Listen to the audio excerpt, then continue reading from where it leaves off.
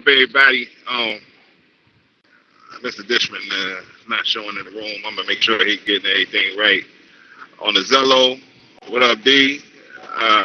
Anybody else coming over that's visiting? Welcome, welcome, welcome. We're gonna get started here in just a few minutes. Give me a second. It ain't like white folks to be late. Jesus. Well, Deacon and Toe Jam, I just scrolled down on the list. I saw him in there. Did you really just say that, Toe Jam? Man, if I could reach you this button. Good morning, sir. Good morning, everyone. What's up? Travel East, Miss Bring the Pain. What's happening? Was good? Was everybody up and rolling and being prosperous and all that other good stuff? Good morning, Deacon. Yes, sir. Yes, sir. Toe Jam. I just clutched my pearls. Oh my gosh. Oh yeah, we out here making it happen. Doing what we do best. Out here delivering America's goods.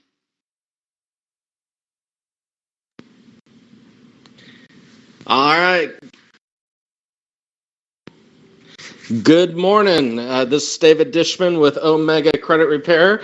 I was not late. I was there with you, and I heard every bad thing you said about me. Friends. Yeah. What's this? How that song go? Yeah. He was just teasing you. That's his way to pull you out of the box. Hey, hold on. Let me explain some things. That's not me talking bad. Most people in here know that I'm going through the surgery. I'm transitioning. I'm going from, I'm going from a black guy who's always late and has some serious issues with punctuality to being trans white. So, upon my getting the first surgery, my credit score jumped 100 points. Upon getting the second surgery, I was suddenly always on time. But I'll fill you in, man. It's a wonderful thing. Like, I love being trans white. I'm using, I'll fill you in later. But yeah, let's go ahead and get started. Welcome, welcome, welcome, Brother Dishman. Welcome back to the room. The floor is all yours, bro.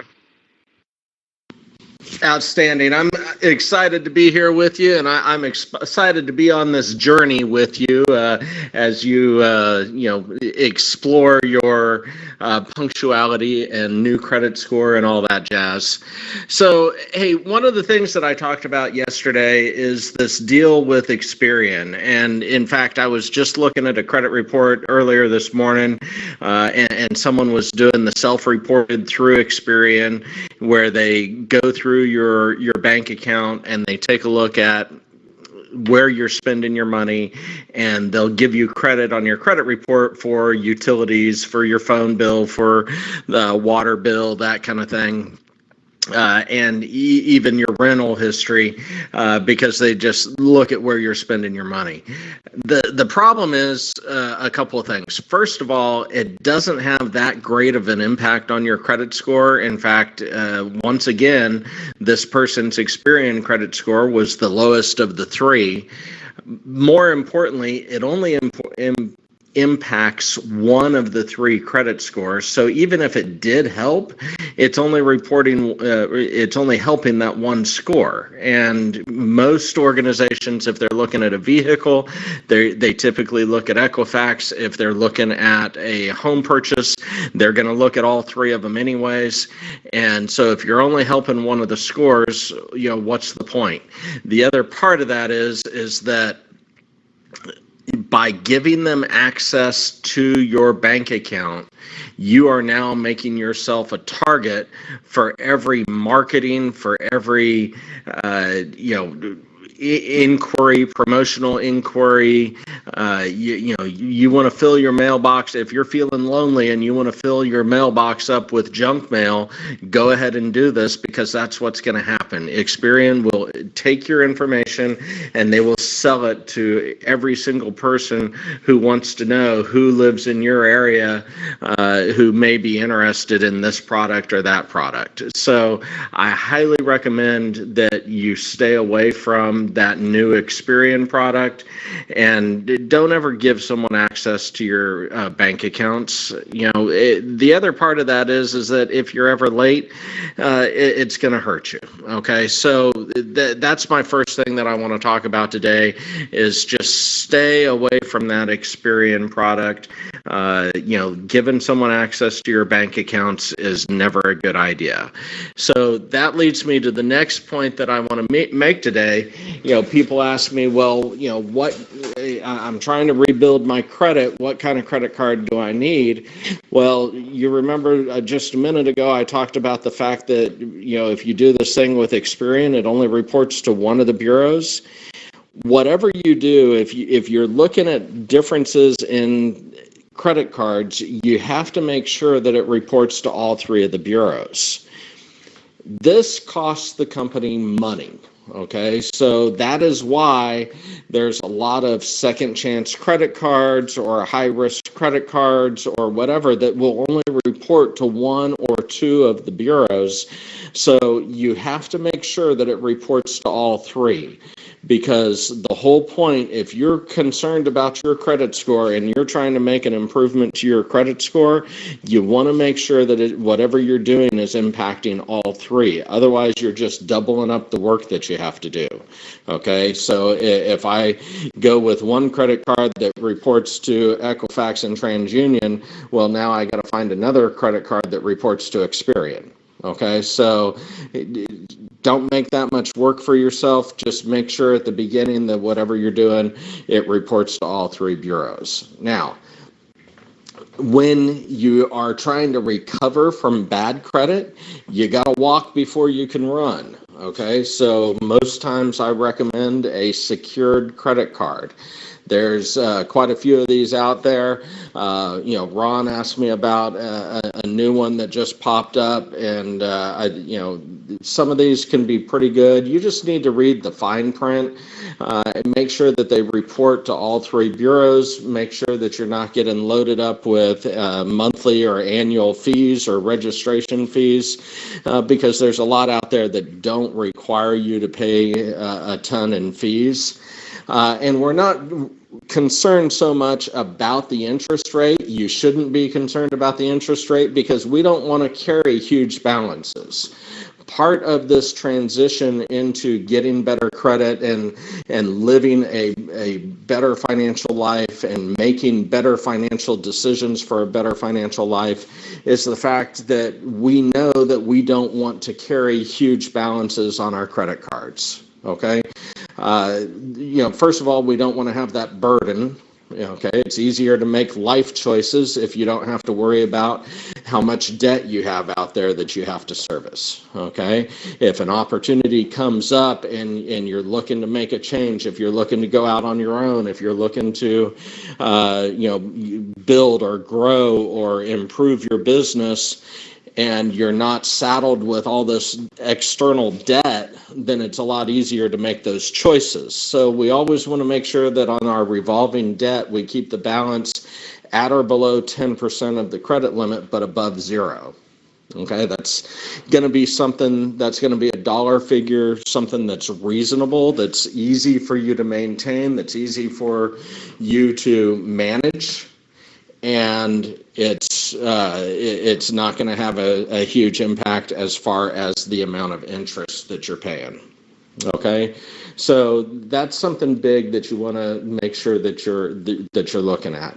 If you are in the process of building credit and you're currently renting, again, anyone who reports to the bureaus, they have to pay for that. So most landlords don't pay to report to the bureaus.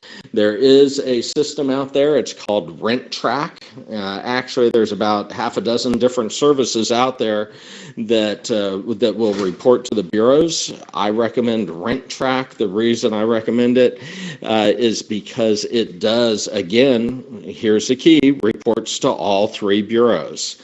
It's also very affordable. It's relatively inexpensive to get that. They'll start out with 2 years back history.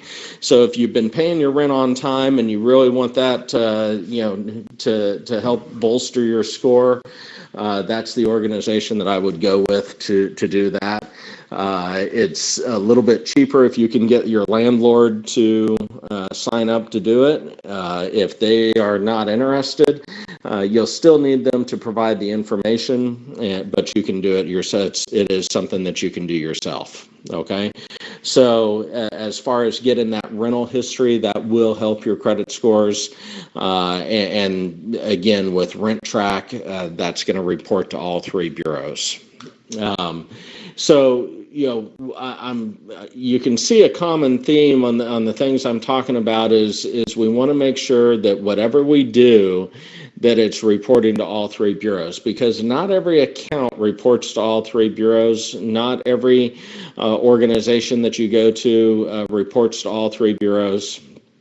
And so if you're spending the time, energy, effort to try and make changes, you want to work smart, not hard. So go ahead and make sure that the steps that you're taking will report to all three bureaus so that it gives you the quickest and easiest route to your final solution.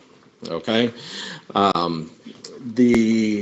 When we talk about some of the things that are impacting credit scores. I know last time I was here, I was with you all, we talked a little bit about collections, and I want to hit on that again because this is always a point of contention. This is always a point of concern with folks is, hey, look, I'm getting hammered by this debt collector, this collection agency.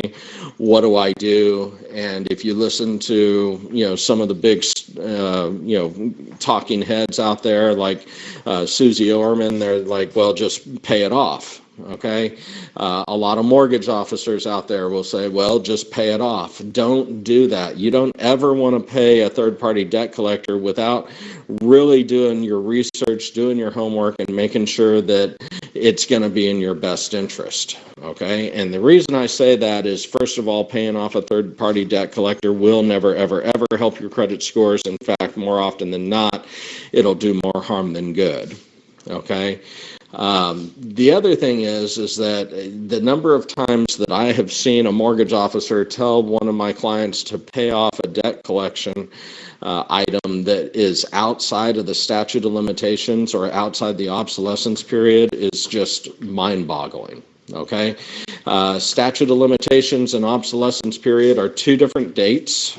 Statute of limitations varies by the state you are in, and that date says, basically that after that date, you can no longer be sued for that particular debt. So they have no legal recourse against you. So, for example, here in Texas, statute of limitations on debt collection is 4 years.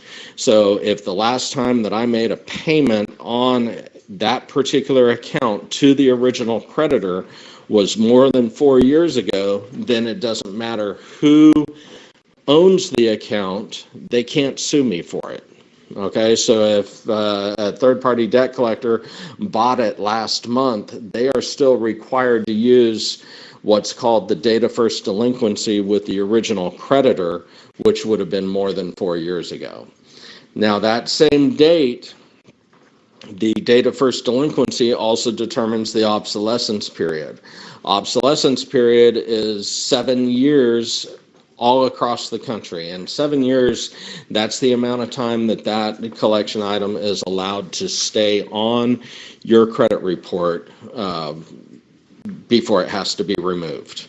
Okay, now that date is a little bit different for some public records. It's 10 years for some bankruptcies and judgments, public records, that kind of thing. Okay, So you got to make sure that you're making good financial decisions, and don't just, make sure that you do your research. Don't just do something because, someone on TV or someone on the internet said, hey, just, if you've got collections, just pay them all off, because that's not going to help your credit score. So you got to look at, what is it that I'm trying to achieve, and what is the, it's just like when you're plotting your route out there. You want to take the shortest distance between 2 points. Don't make a whole lot of extra work for yourself. Okay. So those were the main things that I wanted to talk about today, is making sure we know how to deal with collections. And if these people are calling you, the main thing you say is, look, first thing you want to tell them is, calling my cell phone is a hardship. If you want to communicate with me, you need to do it through the U.S. Postal Service. Anything that you have, you need to send to me so that I have verification of the debt that you are asserting that I owe you. And make sure that you get everything in writing. Okay? And then just don't answer their phone calls anymore. So that's the first thing that you want to do, is make sure that you keep them. You don't need to deal with those phone calls. Keep them from calling you, but don't cut off all communications. Some people will say, just do a cease communication. You don't want to do that. You want to limit their communication to you to writing, because you don't have to. You can look at a letter and deal with it that way, but you don't need them hammering your phone.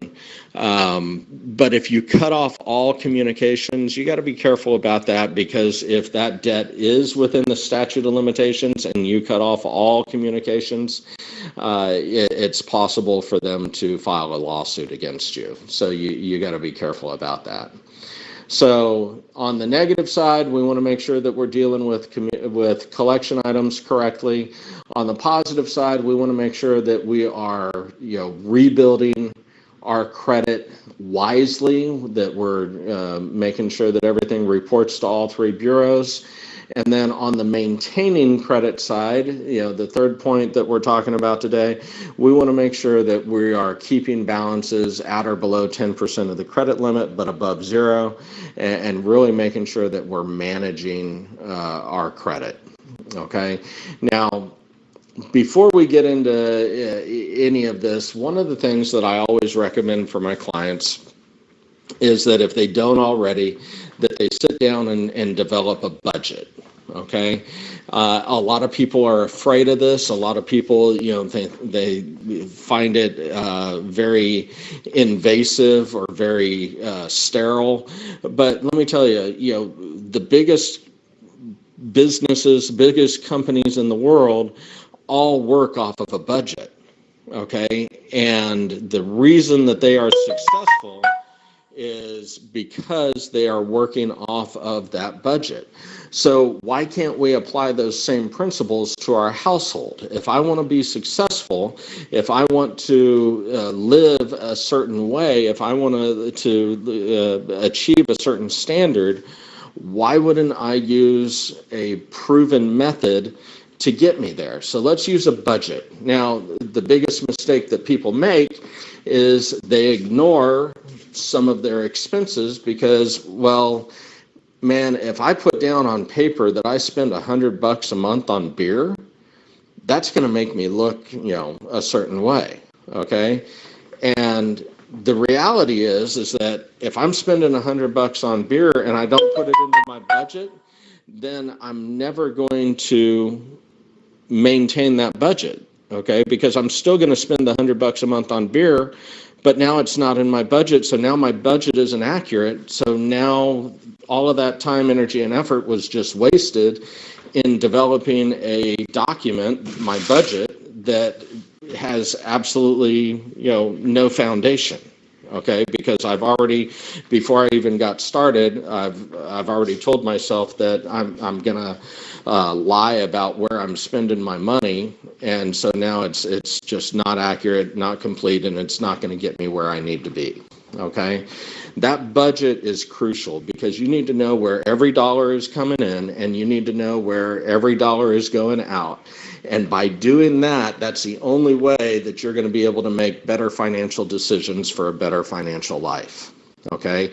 And that is key, is that, if we're going to grow, if we're going to change our situation, if we're going to change where we are and get to where we want to be and set those new standards, those new goals for ourselves, for our families, for our kids, so that our kids can say, hey, look, the way I grew up, the way you grew up, it doesn't have to be like this. It can be different. But we got to be willing to make those changes, and we got to be able to go out on a limb and say, okay, look, I've sat down, I've looked at where all my money's coming from, and here's my necessary expenses. Here's my blow money. Here's the money I'm going to use taking the wife out or the husband out. And then here's what's left over. What do I do with that now? Okay, how am I going to invest that? Am I going to invest that in my business? Am I going to invest it in retirement? And then we got to look at other things. If we have any type of family, do we have some type of will or living trust? If something were to happen to us, would our family be taken care of? Do we know what our intentions are with our kids? And so, you say, well, that doesn't go with my money. Well, yeah, it does. Okay, because everyone that's on here is a hardworking person who feels an obligation to take care of your family. Do you still feel that obligation? Who's going to take care of your family after you're gone? So have you set up that will? Have you talked to somebody about life insurance? And those are all part of your financial strategy as well. Okay? Yeah, just real quick, David, and that was a whole lot, but a whole lot of good information. So the consumer base, I'm assuming the people that I deal with on a daily basis, they always talk about shortcuts. So could you talk a little bit about why you don't want to make the shortcuts, or why you don't want to do the shortcuts as it pertains to your credit? I'm talking about everything from authorized users to CPN numbers and things of that nature. Why do we not want to not use the shortcuts and change? And I think I heard you say change your spending habits, change how you think about your personal finances. Yeah, so I'm all over that. A great question. I'm glad you asked me those questions. First and foremost, if anyone suggests to you that you get a CPN number, you need to run and just turn and run. Okay. First of all, they're illegal. Okay. Now, quite frankly, you're the person that has to look at yourself in the mirror at the end of each day. And I'm a person of, my ethics, my integrity, the ability for me to look at my kids in the eyes and tell them that I'm doing the right thing. That's important to me. Okay, so I'm never going to ask any of my clients or suggest that they do anything that's illegal, immoral, unethical. CPN numbers are illegal, so you want to stay away from those. Authorized user accounts, I have absolutely no problem with. The issue would be is that they do not have quite the impact that they used to, and the reason for that is that about I guess 8-10 years ago, the bureaus figured out that there were companies popping up who were leasing out credit card information. So I want to make $100,000 purchase. I don't have the credit score to do it. So I go to Toe Jam and say, hey, you know what? I'll give you $500 if you put me on a couple of your credit cards. And, he goes ahead and says, yeah, I'll take that $500 and I'll put you as an authorized user on my card. It boosts my scores. I get my loan and we all just move on down the road. The bureaus got wind of that and so they changed the way the scoring model works. If you're at a different address and have a different name than the person that is the primary, it doesn't have quite the impact on your credit score. Okay, so there is nothing that can replace having your own credit card. Even if it's a secured credit card, that's going to have a greater impact than if you're an authorized user. The other thing that I've seen is that a family member will let someone else in the family become an authorized user on their account, and that's great for a while, but then that family member runs into problems, and now that credit card is maxed out, or maybe it gets a 30-day late on it, and you just have no control over the primary person on that credit card. So you just need to be careful about the authorized user accounts and know that there's nothing that's going to be as impactful on your credit score as your own individual MasterCard or Visa regular credit card. Okay. Why don't I like shortcuts? Well, look, you didn't get into this mess overnight. Expecting to get out of it overnight is making you a little bit entitled and irresponsible, quite frankly. If we look back about 10 years ago to when the housing market crashed, the reason that happened is because a lot of people were taking shortcuts. A lot of people were sold mortgages and sold homes that they couldn't afford, but the mortgage community had convinced them, hey, look, we're going to do this to your credit. We're going to help you out with this. We're going to get you qualified for this loan. But what they failed to tell people was that, in 3 years, this adjustable rate mortgage is going to reset. And unfortunately, because we took these shortcuts, you're going to be screwed, and we're going to foreclose on this house because you're not going to be able to qualify to refinance. Okay? So if we just look historically. Quick question. You said about authorized users on your accounts and stuff. Does that apply for, like, say if you co-signed on a loan or something? Okay, so again, let me be clear. Authorized users, being an authorized user on account can help you. Being an authorized user is different than being a co-signer, okay? If you are a co-owner, for example, you and your spouse go in and buy a vehicle jointly or open up a credit card jointly, you are both a co-owner, you are both equally responsible, okay? If you go and open up a credit card and then you add your wife or your kid as an authorized user, you're still the one responsible for it. They can use it, they can charge on it, and it will impact their credit score, but they're not legally responsible for it because they're an authorized user. So you can distinguish between co-owner or co-applicant and authorized user. Okay? Now, as far as co-ownership and co-signing goes, here's what I would say about that. Okay? If you're married and you're going to buy a house jointly, you're going to buy a car jointly, you're going to have a credit card jointly, awesome. Okay? If your brother-in-law comes to you and says, hey, I don't qualify for this apartment, will you co-sign on it? I don't qualify for this car, will you co-sign on it? Okay?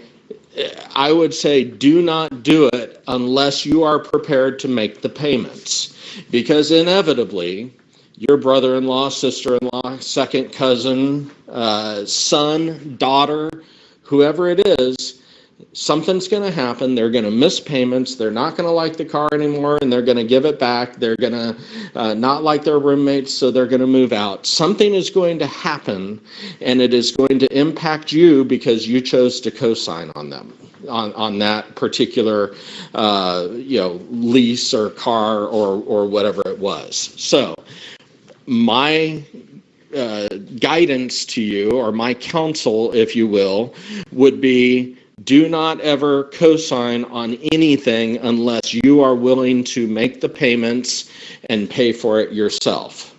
Okay, I can't be as clear about that as I am. If you ask me, well, what foundation do you have for that? I'll tell you that it's biblical. It tells you in the Bible never to co-sign on anything.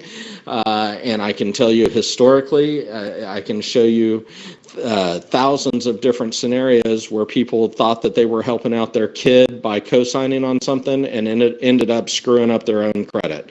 So I would not co-sign on anyone unless you're willing to pay for it, which is the case when you're married. I mean, you're going to get joint accounts with your spouse, and that's okay, because you're planning on. Thank you for coming in, sir. A couple questions for you. A lot of these companies, there's a lot of folks out there on YouTube and whatnot making videos about these aggressive credit building strategies where you go from one credit card to another, over a few months period, and you end up with 2 or 3 credit cards with a lot of benefits and a perfect credit score, et cetera, et cetera. Are there any pitfalls in attempting to do that, or even if you paid everything on time, are there any mistakes that people make in doing that, or is it a mistake in general? And then the other thing I wanted to ask is about utility bills, and if you have delinquencies on your utility bills on your credit, what's the best way to start to try to get that taken off or removed?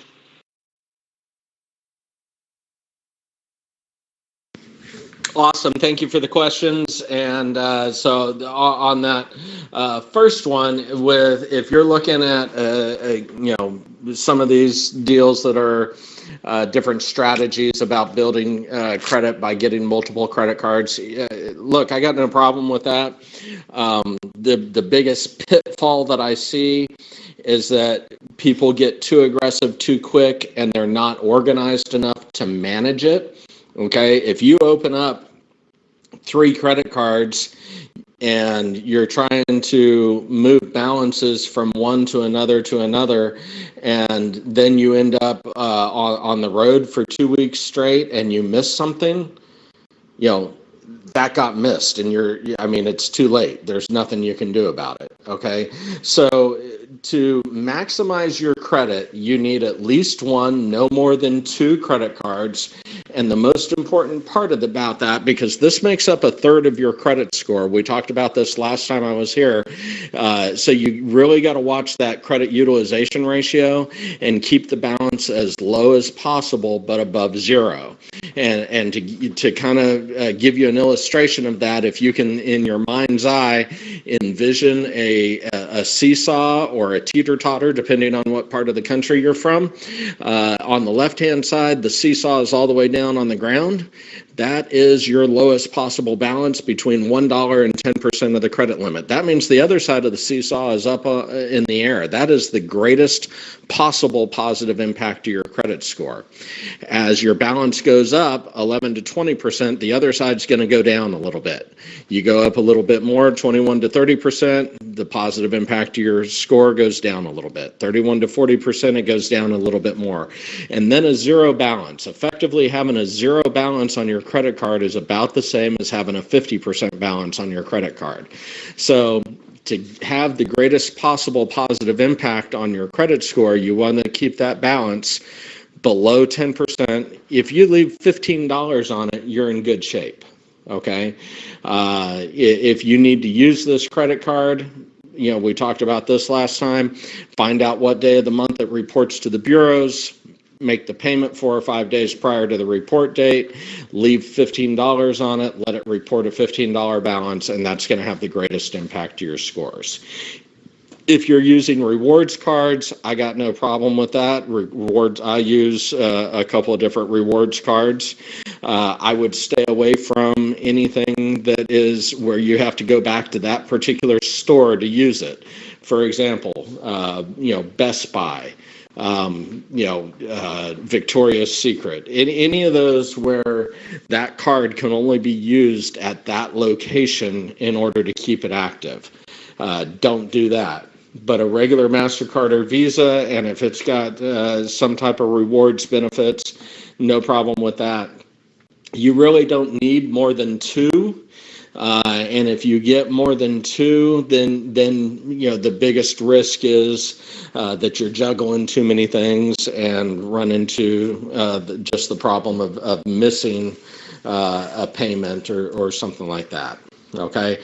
Now, you asked about utilities. Okay, so if you're not doing the Experian deal where they have access to your bank, the only time you're going to see a utility on your credit report is if it's gone to collection. Okay, maybe you moved out and there was a balance due or something like that, and so it went to collections. Okay. Just like you're going to handle that just like any collection item. You want to validate the information. You want them to prove everything that's on there. You want to look at the date of first delinquency. You want to look at the service address, make sure it's where you lived at. You're going to ask them for all this information. And this is what we do when we're helping people out with credit repair is we go through a list of all these different fields that are reported on the credit report and say, okay, this is what makes it complete. This is what makes it accurate. If the information isn't complete, it's not accurate. If it's not accurate, it cannot be on your credit report. Paying that debt collector off is not going to help your credit score. You may be in a situation where the utility company says, yeah, look, you're going to have to pay this in order for us to hook you up at your new house. And I get that. In a situation like that, you might try what's called a pay for delete, where you go to the company and say, hey, look, I'm not sure what's up with this account. Somehow it got missed. If you will give me something in writing today that says, if I pay this, you'll delete it from my credit files, I'll go ahead and pay you. And I'd always shoot low, and I would say, 50% of the balance. Okay. But a couple of things on that. First of all, don't ever try to enter into an arrangement that you're not prepared to pay. Okay. So don't offer $400 if you can't give them $400 right then. The other part of that is, do not give them any money until you have something in writing that says that they agree to remove it. Okay.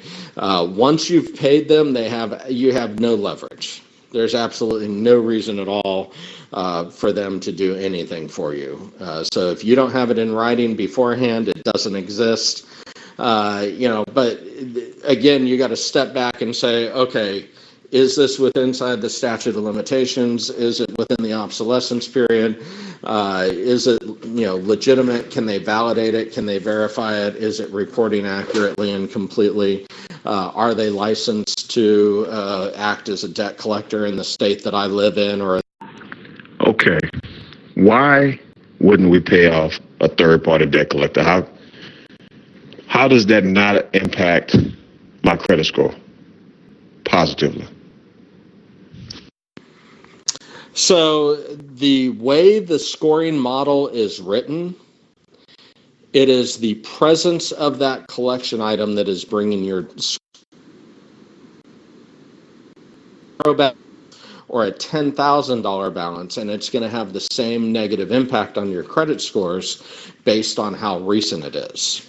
Okay, so again, when I'm looking at a credit report, I'm looking at date of first delinquency.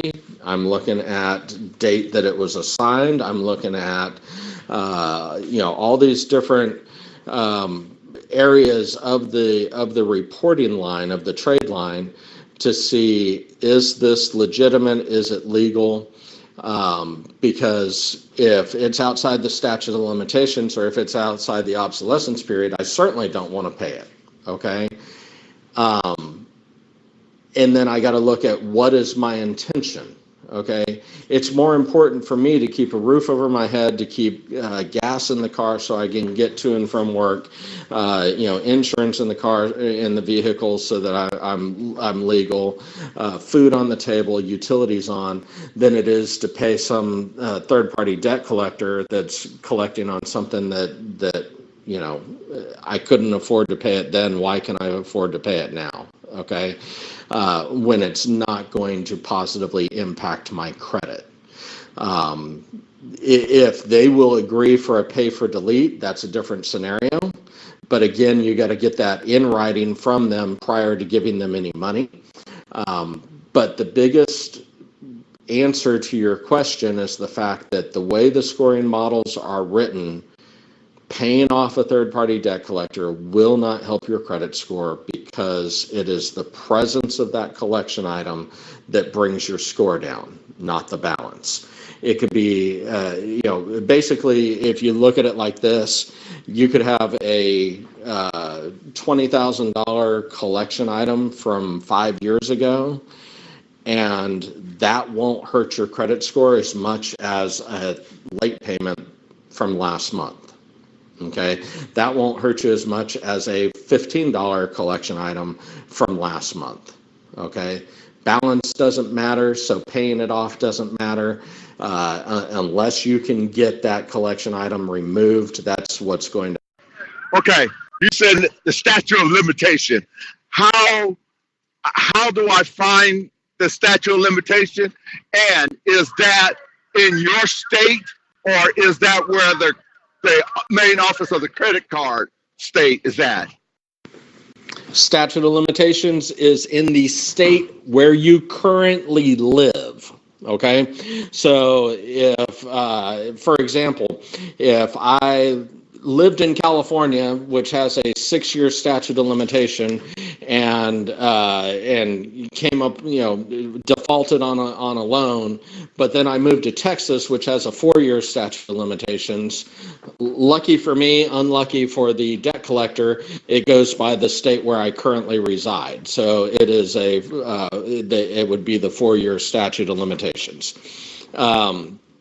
The easiest way to figure it out is just go to the interwebs and Google statute of limitations, debt collection, and list your state that you currently reside in, and that'll give you your answer. Now, when you do that, it'll have most states. It might be a little bit different for a installment loan versus a credit card versus medical debt, but it should list that out for you. If you have any questions about that, feel free to call my office and I can help you out with that. Okay.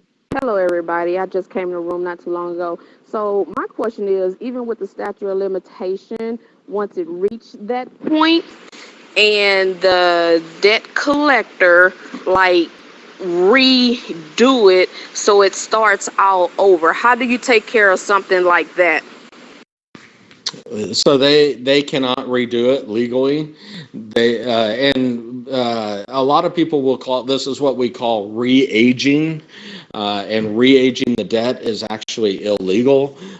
They are required by law to use the date of first delinquency with the original creditor. It's not the day they bought it. It's not the day they reaffirmed it or anything like that. It's the date of first delinquency with the original creditor, and that is the date that determines the obsolescence period and the statute of limitations. Now, because I'm not a big fan of these third-party debt collectors, and I think that they do a bunch of shady stuff, and a lot of times they will do what's called re-aging. And it's up to us or you as the consumer to just hold them accountable and say, okay, look, I don't believe that you're reporting, accurate, complete information. You need to either fix it or delete it. And that's kind of, a simplified version of what we do here. But really, it's about holding the bureaus and the third-party debt collectors accountable and keeping them within the letter of the law on how they're operating. Okay, I'm definitely going to need to get your information or have somebody in here get it for me, because like I said, I just came in not too long ago, because I have a van from 2001 and they keep redoing it, saying that I still owe them to this day. It is on my credit report. the van was repossessed after missing one payment. I'm so, I'm sorry, Miss Nita. You got real, real low. Come on back. The van got repossessed. Is the last thing I think we heard. Yeah, the van got repossessed after a month. I was late. I moved to a different state, but it does keep popping up on my credit saying that I still owe them to this day. All right. So if the date of first delinquency, you said that you opened it up in 2001, and that's when it got repossessed, was 2001. Date of first delinquency is obviously 2001. So there's a couple of things in play here, and let me try and break this down for you just so that everyone understands. If they did not sue you within that statute of limitations, it would be required to come off of your credit in 7 years, which would be 2008. Okay, if in 2000, let's say in 2002, you defaulted on the loan, they repossessed the van, it went to auction, they applied the whatever proceeds that they got at auction to the balance, and then came after you for the balance, and then they sued you, that could actually stay on your credit for 10 years, which would take us to 2012, okay? At that point, if they got a judgment against you at 10 years, they are required to, if they want to continue to try and collect, they are required to reaffirm that debt, and they have that option. Very rarely do we ever see that, especially if they've gone now for 10, 12 years unable to collect on it. What makes them think that they're going to be able to do that now? So if it's with what we call a zombie debt collector, which is a company that buys debt that's out of statute, out of obsolescence period, there's no legal recourse. They can send you stuff. They can even call you unless you tell them not to, but they cannot report it if it is outside the obsolescence period. So that would definitely be something that we could help you out with and take a look at, just to make sure that there's nothing else in play. But from what you're telling me, no, that account should not be on your credit report. And again, it's just about holding their feet to the fire and holding. Okay, my question is, first of all, is your information like put on the glass? Did you guys post up the information? Are you going to say that? As well as school loans. I had the original Sally Mae that had went to the Naviate. The unholy debt of that. That's my biggest thing. I don't know. It's so many. I don't know what's going on. Like, it's so many of them. I can't, consolidation or what. Like, how do you take that avenue? All right, Sally Mae, she is quite the bitch, and a lot of people have issues with her. So, okay, student loans, you got to take a look at those and see what's going on. The biggest mistake people make is they get out of school, or they're no longer going to school, and they don't address the student loans by putting them in deferment or forbearance. Not a big fan of student loans for a lot of reasons. They continue to garner interest, even though you're not able to make payments on them. What I would want to do is take a look at your credit report, see what kind of loans you have, see the balances, that kind of thing. Probably the best thing to do is, once you establish, okay, here's how many loans I have, here's how much they total, and now I've already sat down and come up with my budget, so I know how much I can afford. Now I'm going to go to Department of Education, and this is pretty easy to do on the phone call, or I think there's even an online tool for it now. and you want to ask for an income-based rehabilitation program. And what they'll do is they'll combine all of them into a single loan, and they will come up with a payment amount based on your current income. And that's why, again, it's important to have that budget first, so that when you're talking to them and they say, you're going to have to pay $250 a month, and you look at your budget and say, well, I can only afford $185 a month, or you look at your budget and say, oh man, I could have afforded $450, so I'm not going to tell them that, and I'll just pay them the $250 a month that they're asking for. Whatever that case is, if you don't have that budget done, you're not sure, you can't be sure if what you're agreeing to is something that you can manage. Once you've gotten that rehabilitation and consolidation and rehabilitation in place, you want to make sure you put that on an auto draft so that you don't miss the payments.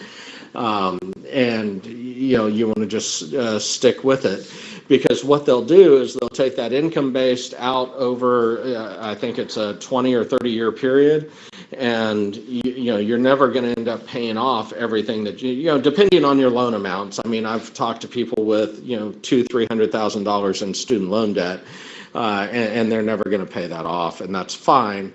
But if you don't do that, then what happens is the federal government will start seizing your tax returns, and they can put liens against you, and they can garnish wages and that kind of thing. And you don't want that to happen. So just be proactive and do the income-based rehabilitation. Make sure you've got your budget done beforehand so that you can make sure that what you're agreeing to. Now, is the statute of limitation, is it the same when you're dealing with school loans? So actually, no. Statute of limitations, yes and no. Okay.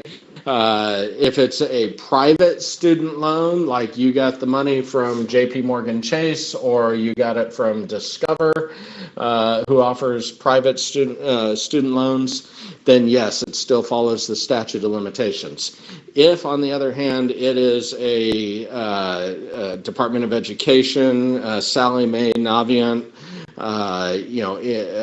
your state education, those can stay on there forever, and they are able to come after you forever.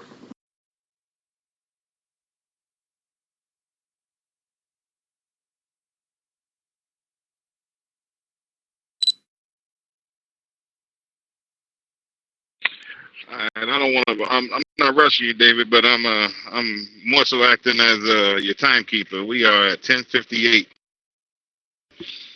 You can go as long as you want, but if we could, let's try to get for everyone. If we can get our questions answered, get them in and out, and let David get. Man, this is a crazy driving woman here. Once again, my question is, can you put your information on the glass, or do you say a website, or what? What's your contact information?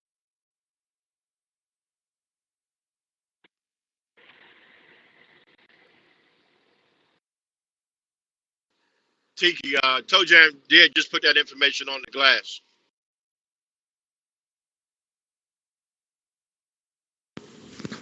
All right, so Toe Jam, thanks for putting my information up there. I think I'm also on the Sovereign Roads Facebook page. You can find us by Googling Omega Credit Repair, OMEGA, Omega Credit Repair, and I'm on Facebook. And the phone number here is 214-733-8336, or toll free 888-99-OMEGA. 888-99-OMEGA is the toll free number, and it's David@OmegaCreditRepair.com. David@OmegaCreditRepair.com. I know a lot of you are driving, so please don't get in any accidents writing that crap down. It is on the Sovereign Roads. There's a link to me or some information on me on the Sovereign Roads Facebook page. And if you just Google Omega Credit Repair or go to omegacreditrepair.com.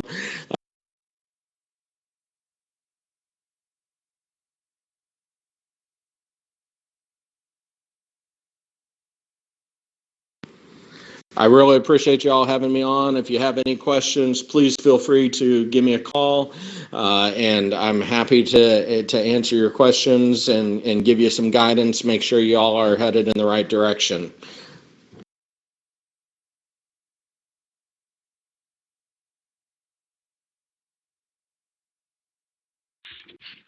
Just real quick, two things, man. This lady Kelly, man, she's gonna kill me. She is definitely not a professional. But her question was, um, what kind of course of actions if we have a debt collector call in our references and uh, leaving very, very personal financial information on people's voicemails, or talking to your mother about, how much money you owe this debt collector, et cetera, et cetera. What kind of course of action do we have? How can we stop them from doing that? Um, Second question is, if we could just talk a little bit, just real quick, give us the Reader Digest version, why this is so essential, why what you do is so important. I hear people talk about, well, when they find out how much it costs to get some help with your credit, they say, well, I can't afford that. And my thought is, how can you not? You can't afford to continue going the route that you're going, running around with a 500 credit score, et cetera, et cetera, et cetera. And I don't know if you answered it. I was just back in the woods, but Blaine had asked, what exactly is a CPN number? All right, so you got three different questions there, so let me make sure that I get all three of these. First of all, recourse. If someone is breaking the FDCPA, Fair Debt Collections Practices Act, which prohibits them from calling during a certain period of day. It prohibits them from calling neighbors, relatives, friends for anything other than to establish your location. So they can't divulge any personal information. If that is what is going on, I would put you in contact with a consumer advocate attorney in your area who can file a lawsuit, and some of these can be, pretty substantial earnings. Okay, so what you want to do, first thing that you want to do, and the first thing when someone gets signed up with us, the first thing that we give them is a call log. Okay, so you want to take really good detailed records of every phone call.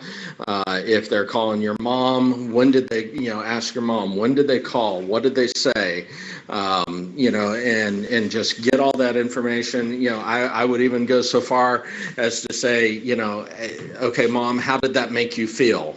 Okay, because if you can establish some of that emotional duress, and believe me, I am not an attorney, but I have worked with attorneys on a lot of these cases, and so these are the things you need to know is, when did they call, who did they call, what did they say, what information did they divulge, how did that make you feel? These are the things that will help to bolster your case. The more times they call, the better your case. Okay, so as far as that goes, a CPN number is basically a replacement social security number,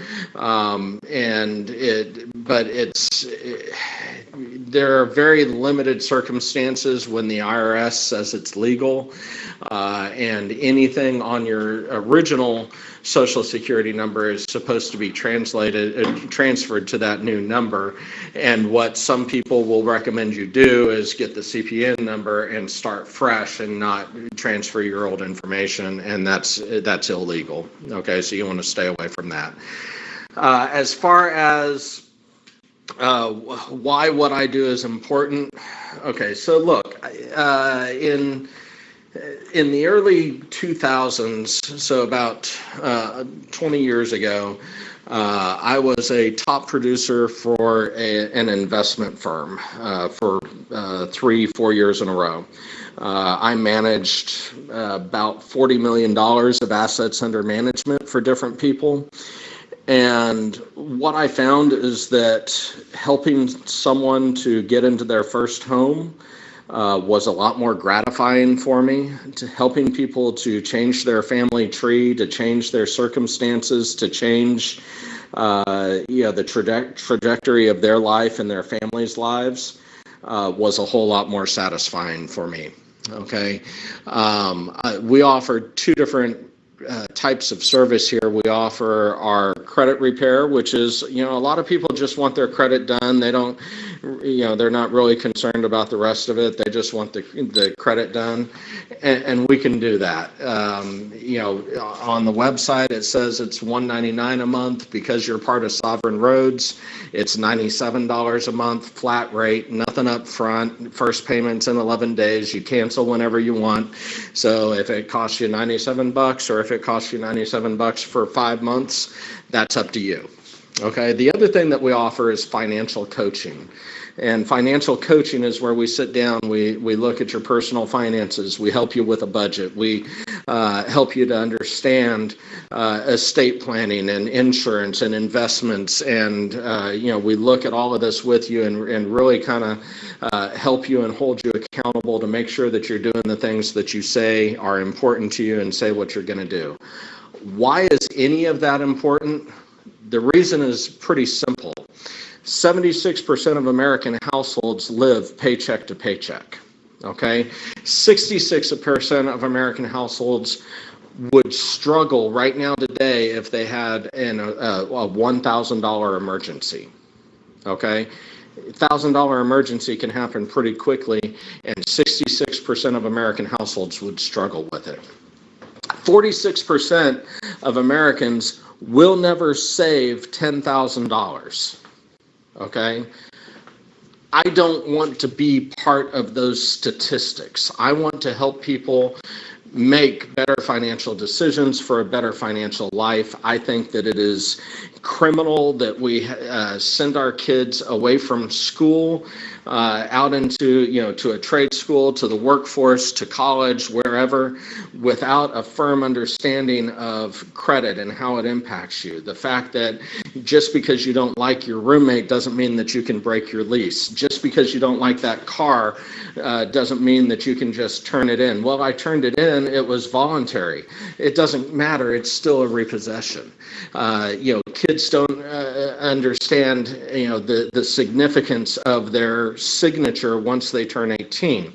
They don't understand how to balance a checkbook. They don't understand the impact of high balances on the credit card. And if I can make a difference in someone's life and help them to go from living from paycheck to paycheck,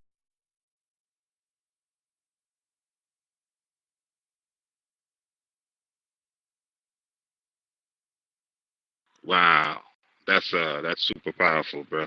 Um, any last questions? I'm gonna give maybe one or two more in there, but we're gonna let Mr. Dishman go save the world, save people's financial health.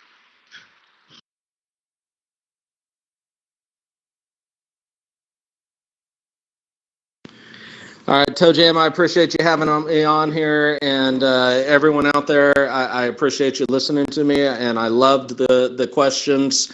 If there's anything that I can do for you, please feel free to give me a call. I'm always happy to, look at people's credit report, and we don't charge for advice and guidance. If you got a question, feel free to give me a holler. I'm more than happy to take time to talk to you. And y'all be safe out there, and we'll talk to you soon. Thanks for having me again. Yeah, thank you, definitely. Thank you so much. Yeah, they're gonna be calling because I'm gonna be dragging them in there, kicking, screaming, and fussing.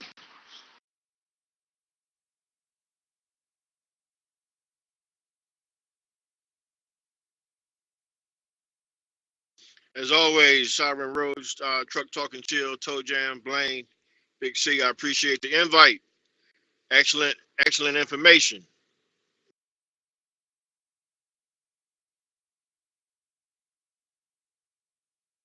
Roger Foe, and for all of our family at BCH, it's an open invitation. But yeah, we got to do better. We got to get our health together, our financial health, as well as our physical health. But I think we should all be able to walk and chew bubble gum at the same time.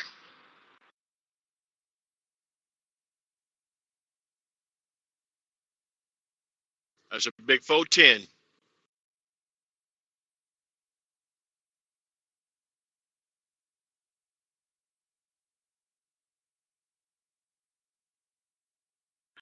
Joe and Miss Nita, I can resend it, but I think I sent you his information a little while back through your messenger.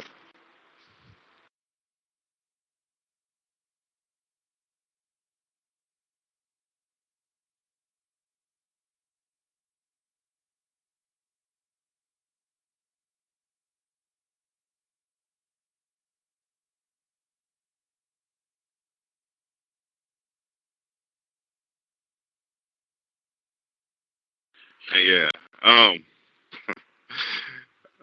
he didn't get into it a whole lot, but just the games that these debt collectors they play is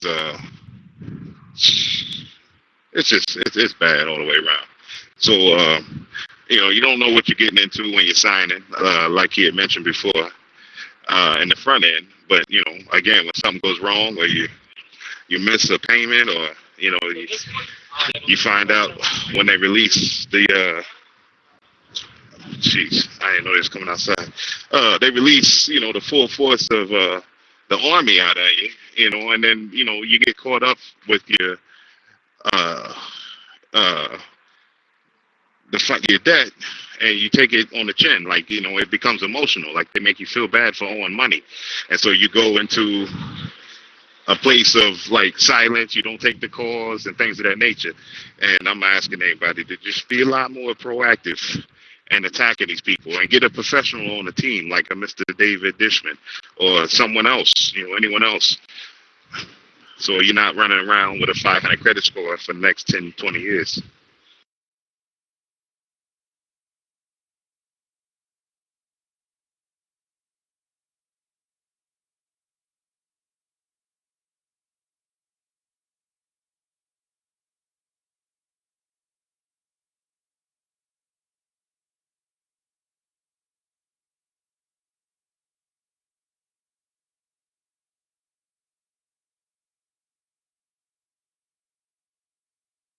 Man, I guess finances killed the room.